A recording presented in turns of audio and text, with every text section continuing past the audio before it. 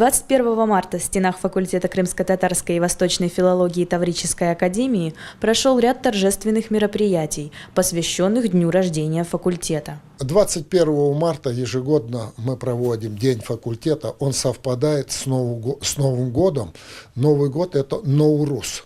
По-персидски Ноурус – это новый, Рус – новый день. И действительно, во многих тюркоязычных странах, в том числе и ираноязычных, Новый год начинается с 21 марта. И я бы хотел поздравить всех наших преподавателей. У нас будет очень много гостей с наступающим Новым годом.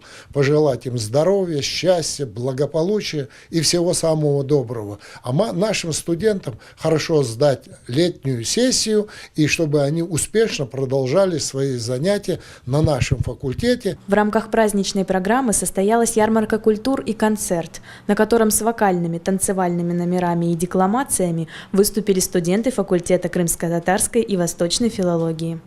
Сегодня у нашего факультета праздник, День факультета. Как всегда, мы его проводим с размахом, потому что мы стали дважды факультетом года, и мы должны достойно представлять и показывать наш День факультета всем остальным. Мы поздравляем преподавателей, студентов, желаем счастья, здоровья, всех благ, и также, чтобы оценки были хорошими, преподаватели не ругались, не ставили двойки, а студенты со своей стороны всегда выполняли домашние задания и участвовали в творческой жизни факультета. Здесь вы видите культуру крымско-татарского народа от отделения крымско-татарского факультета, от всех 4 курсов. Здесь представлены их блюда, также их плакаты, их жизнь на протяжении всей учебы. Дальше у нас представлена турецкая культура. Здесь их турецкие национальные блюда и жизнь наших студентов на факультете на протяжении всей учебы. Дальше мы переходим к культуре персов. Здесь представлены их национальные блюда. Также представлена на плакатах их жизнь на протяжении учебного процесса.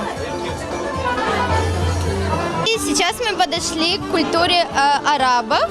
Здесь представлены национальные их блюда и также их жизнь на факультете. На сегодняшний день на факультете обучается около 300 студентов.